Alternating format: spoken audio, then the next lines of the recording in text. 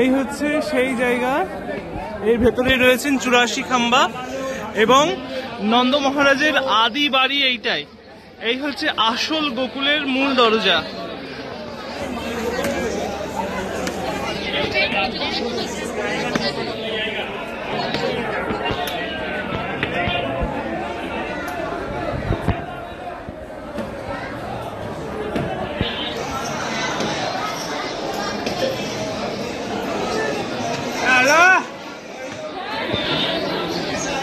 বিশাল ভিড় রয়েছে এখানে, বিশাল ভিড়।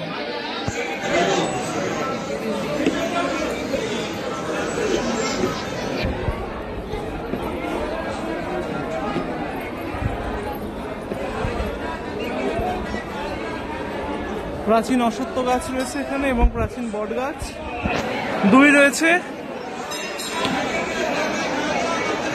এইখানটায় এই সামনে রয়েছেন শঙ্করজি তপভূমি। গোবিন্দ আবির্ভূত হওয়ার পরে দেবাদিদেব মহাদেব মা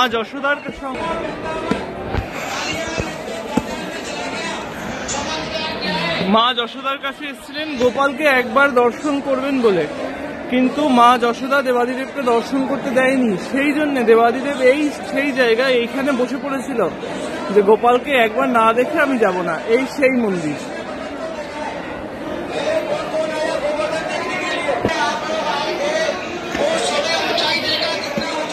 এখানে লেখা আছে শঙ্করজি তপভূমি এবং ওই হচ্ছে হলুদ রঙের, হলুদ ওইটা মন্দিরের প্রবেশ দ্বার। এই যে নন্দী মহারাজ, এই হচ্ছে সামনে দেবাদিদেব মহাদেব। আমরা এখন 84 খাম্বা মন্দিরে প্রবেশ করে গিয়েছি। প্রচন্ড ভিড়।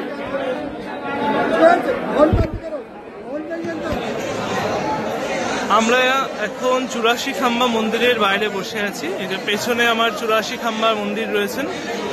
এখানে এত ভিড়, আজকে এত ভিড় যে আমরা দর্শন করতে পারিনি ভেতরে, বাইরে থেকে একটু দর্শন করে এসেছি। এখানে গোপাল আছেন, গোপাল সোনার দোলনায় বসে আছেন। সোনার চেন ধরে টেনে দোল দেওয়া যায়।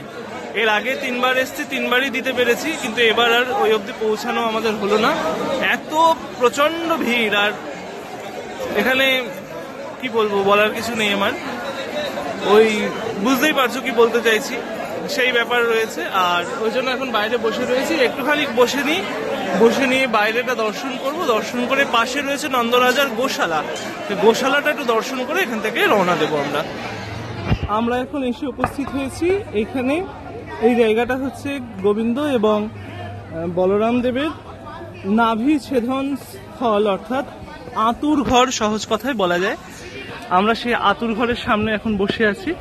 ওইদিকে প্রচন্ড ভিড়, আমরা এই জায়গাটায় এসে নেমেছি। ভিড় কোন জায়গায় নেই, সব জায়গায় রয়েছে ভিড়।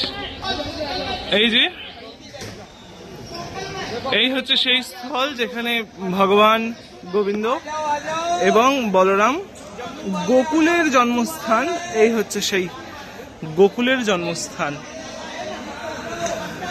ওপরে লেখা রয়েছে শ্রীকৃষ্ণ বলরাম নাভি ছেদন স্থল। এই সেই জায়গা। এটা হচ্ছে গোবিন্দের এবং বলরামের আতুর ঘর।